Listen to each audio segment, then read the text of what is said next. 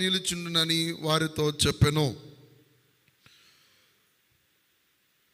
యేసు ప్రభువారు ఆదివారం సాయంకాలం పూట తన శిష్యులకు తన పునరుత్థానుడై మృతిని జయించి లేచిన తర్వాత తన శిష్యులతో కనపడ్డారు. కనపడ్డప్పుడు తన శిష్యులతో మాట్లాడుతూ, మీరు పరిశుద్ధాత్మను పొందుకొనుడి అని ఫు అని ఊది పరిశుద్ధాత్మను మీరు పొందుకొనుడి అన్నాడు. వారి మీద ఊది పరిశుద్ధాత్మను పొందుడి. ప్రభు ఊదితే పరిశుద్ధాత్మను తన శిష్యుల మీదకి వచ్చింది.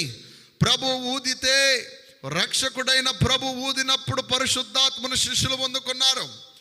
రెండవ విషయం, అపోస్తల కార్యములు 1:8 ఆయనను పరిశుద్ధాత్మ మీ మీదకి వచ్చినప్పుడు మీరు శక్తి నొందెదరు. యోదయ సమరయ దేశముల ఎందంతట భూదిగంతముల వరకు నాకు సాక్షులుగా ఉందరు. పరిశుద్ధాత్మను పొందుకునడం 2 విషయాలు. మొదటిది, ప్రభు ద్వారా శిష్యులు ఊదితే పొందుకున్నారు.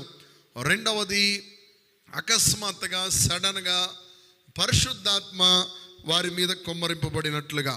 తర్వాత పేతురు బోధ ఉన్నప్పుడు కొర్నేలి ఇంటి వారు, కొర్నేలి ఇంటికి వచ్చిన బంధువులు, కొర్నేలి స్నేహితులు, కొర్నేలి ఆప్తులు, కొర్నేలికి మరి కొలీగ్స్, తన వారందరూ కూడా